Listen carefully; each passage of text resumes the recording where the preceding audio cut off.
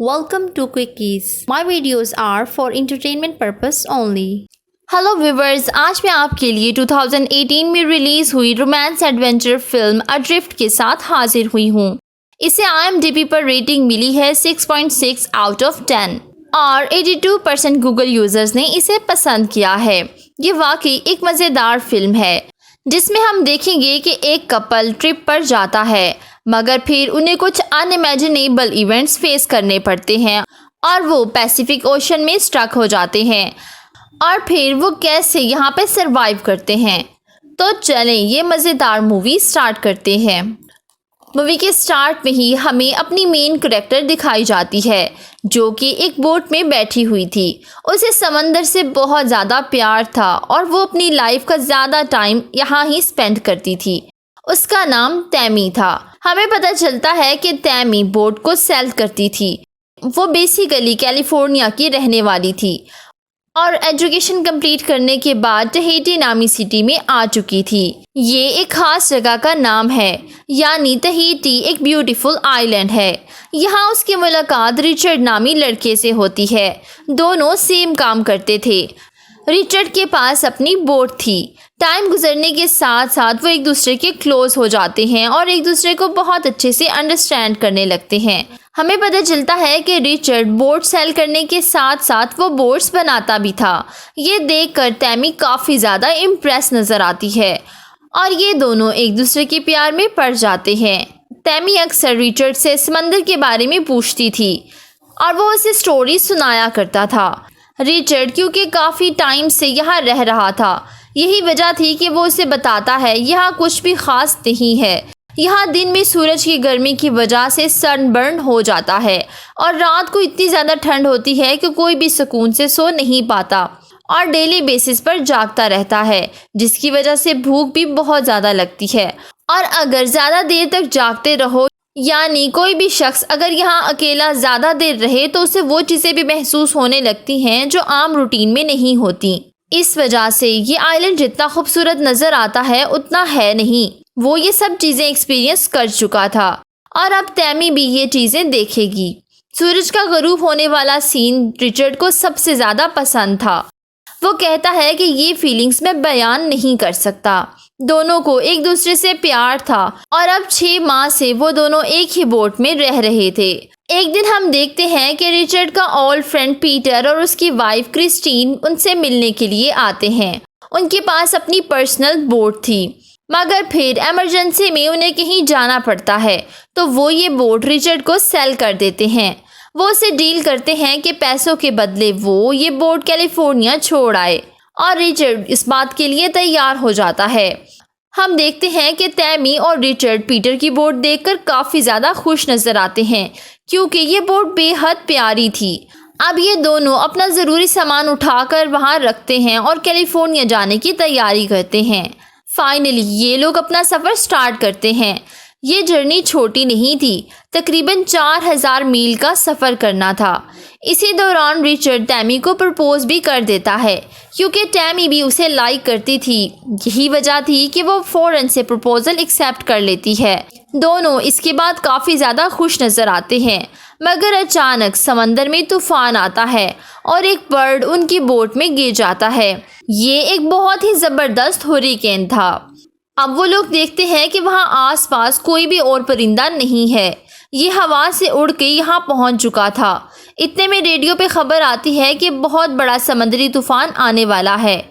अब रिचर्ड उसके ऑपोजिट जाने का फैसला करता है, मगर तैमी कहती है कि जैसे वो बर्ड उड़कर यहाँ पहुँच गया है, इसी तरह हम भी वहाँ जल्दी से पहुँच सकते हैं। लेकिन ये उनका बहुत ही गलत डिसीजन था और इस बात का एहसास उन्हें तब हुआ जब तूफ़ान की एक बड़ी लहर उनकी बोट से टकराती है और ये लोग अपनी बोट संभाल नहीं पाते। रिचर्ड तैमी से कहता है कि जल्दी से बोट के निचले वाले हिस्से में चली जाओ। हमें बहुत बड़ी बड़ी पानी की लहरें उनकी बोट की तरफ आती हुई नज़र आती हैं और एक बड़ी लहर रिचर्ड को अपने साथ ले जाती है। तैमी उसी टाइम नीचे आ चुकी थी। वेव्स के टकराने की वजह से तैमी बेहोश होकर गिर जाती है। अब सुबह का सीन दिखाया जाता है।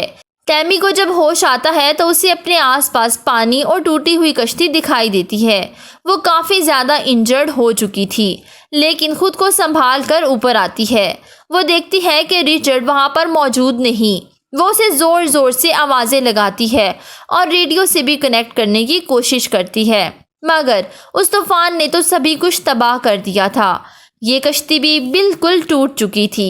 वो रिचर्ड की वजह से काफ़ी ज़्यादा अपसेट थी, क्योंकि उसने अपना प्यार खो दिया था। अब वो देखती है कि कश्ती चलाने के लिए जो हैंडल ज़रूरी थे वो भी टूट चुके थे। तभी तैमी को दूर से एक छोटी कश्ती आती हुई नजर आती है। उसे फील होता है जैसे इस छोटी बोट में रिचर्ड होगा, और अब वो अपनी बोट छोड़कर भी नहीं जा सकती थी। तैमी को एक बड़ा कपड़ा दिखाई देता है जिससे बोट को चलाने में मदद मिल सकती थी। तैमी क्योंकि अकेली थी, इसीलिए वो पर्दा लगाना बहुत ही मुश्किल टास्क था, लेकिन तैमी हिम्मत नहीं हारती, इसलिए वो उसे जोड़ने में कामयाब हो जाती है। अब वो अपनी बोट को उस छोटी बोट की तरफ लेकर जाती है। बड़ी ही मुश्किल से वो उसके पास पहुंचती है और ख़ुद को एक रस्सी के साथ बांधकर समंदर में छलांग लगाती है। हम देखते हैं कि उस छोटी कश्ती में रिचर्ड था, जो काफ़ी ज़्यादा इंजर्ड हो चुका था। रिचर्ड की ऐसी हालत देखकर उसका बचना नामुमकिन नज़र आ रहा था। तैमी बड़ी मुश्किल से उसे बोट पर लेकर आती है। रिचर्ड के टांग पर काफ़ी गहरा जख्म था और उसकी सभी पसलियाँ टूट चुकी थी, लेकिन इसके बावजूद वो सरवाइव कर जाता है। तैमी को उसे देखकर हौसला मिलता है कि अब वो अकेली नहीं है, बल्कि रिचर्ड उसके साथ है। वो उसकी बैंडेज करने लगती है और एक पाइप के थ्रू सारा पानी बाहर निकालती है। अब वो बोट के टूटे हुए हिस्सों को टेप की मदद से जोड़ती है। वो यहाँ से बाहर निकलने का रास्ता ढूंढ रही थी। वो मैप का इस्तेमाल करती है ताकि रास्ते को समझ सके। ये सभी चीज़ें उसके लिए न्यू थी। उसे पता चलता है कि सैंटियागो यहाँ से 25 दिनों में पहुँचा जा सकता है, मगर उनकी बोट तो बिल्कुल ही डिस्ट्रॉय हो चुकी थी और वहाँ की हवाएं भी बहुत ज़्यादा तेज़ थी। यही वजह थी कि ये लोग दिनों में क्या महीनों में भी वहाँ पहुँच नहीं पाएंगे। अगर कोई इनकी मदद के लिए ना आया तो ये दोनों यहीं फंसे रह जाएंगे। तैमी अपनी बोट में मौजूद सारा खाना इकट्ठा करती है, जो बहुत ही थोड़ा रह गया था। वो देखती है कि दूर दूर तक कोई आइलैंड भी नज़र नहीं आ रहा था और सिर्फ 15 दिनों का खाना बचा था। सबसे ज़्यादा मसला पीने के पानी का था, जो बहुत ही कम रह गया था, लेकिन ये लोग गुजारा चला रहे थे। तैमी देखती है कि ये लोग ऐसी जगह फंस गए हैं जहाँ ना कोई टूरिस्ट आता है और ना ही कोई फिशरमैन, क्योंकि ये लोग किनारे से बहुत ही ज़्यादा दूर थे। यहाँ कोई आम इंसान आने का सोच भी नहीं सकता। तैमी को लग रहा था कि अब समंदर में लाइफ इम्पॉसिबल है और ये लोग नहीं बचेंगे, क्योंकि उनके पास खाना बहुत कम था और ऊपर से ये एक ऐसी जगह थी जहाँ कोई भी नहीं आता। अब एक और बात ये थी कि तैमी वेजिटेरियन थी और मीट नहीं खाती थी। रिचर्ड उसे समझाता है कि समंदर में खाना कभी भी ख़त्म नहीं होता, क्योंकि फिशेस यहाँ हर वक्त मौजूद होती हैं, लेकिन तैमी साफ इनकार कर देती है। मगर फिर एक दिन फाइनली वो फिशेस पकड़ने की ट्राई करती है, पर इसमें नाकाम हो जाती है। वो रिचर्ड से अपॉलॉजी करती है। रिचर्ड खुद तो कोई काम भी करने के काबिल नहीं था। इतने में बारिश आ जाती है और तैमी बहुत ज़्यादा खुश होती है। वो खुशी से चिल्लाने लगती है और सारे बर्तन भर लेती है। लेकिन ज़िंदा रहने के लिए सिर्फ पानी की ज़रूरत तो नहीं होती, उसे खाने की भी ज़रूरत थी। रिचर्ड की तबीयत दिन ब दिन ख़राब हो रही थी। तैमी को एक बोट नज़र आती है, मगर वो उसकी हेल्प किए बगैर ही चली जाती है। अब दिखाया जाता है कि यहाँ फंसे हुए उन्हें 15 दिन गुजर चुके थे और दोनों की हालत काफ़ी ज़्यादा ख़राब थी। तैमी को हेलुसिनेशन होना शुरू हो गए थे। उसकी तबीयत अजीब सी होती जा रही थी और वो बिल्कुल पागलों की तरह बातें करती थी। वो रिचर्ड को बचाने की पूरी कोशिश कर रही थी। वो दोनों वाइन पीकर ही गुजारा करते थे। तैमी को यकीन था कि वो जिंदा नहीं रहेगी, मगर वो रिचर्ड के लिए बहुत ज़्यादा स्ट्रगल करती है। कुछ वक्त गुजरता है और हमें दिखाया जाता है समंदर में रहते रहते उन्हें 40 दिन गुजर चुके थे। जैसे जैसे दिन गुजरते हैं तैमी और भी ज़्यादा बीमार हो जाती है। उसे हर चीज़ धोखा लगती है, जैसे कि रिचर्ड तो बहुत पहले ही मर चुका था, मगर वो इस सदमे से बाहर ही नहीं आ रही थी और रिचर्ड को अपने करीब फील करती थी। वो सिर्फ इमेजिनेशन की दुनिया में रहती थी। वो रिचर्ड से बहुत ज़्यादा प्यार करती थी, यही वजह थी कि वो उसे खोने से डरती थी। फिर लकीली एक दिन उसे एक बोट नज़र आ जाती है और वो फायर करके उसे हेल्प के लिए बुलाती है। इस दफ़ा वो उसकी हेल्प करने आ जाते हैं और फाइनली 41 दिनों बाद वो सरवाइव कर लेती है। ये उसका काफ़ी बुरा एक्सपीरियंस था और वो अकेली सर्वाइवर थी।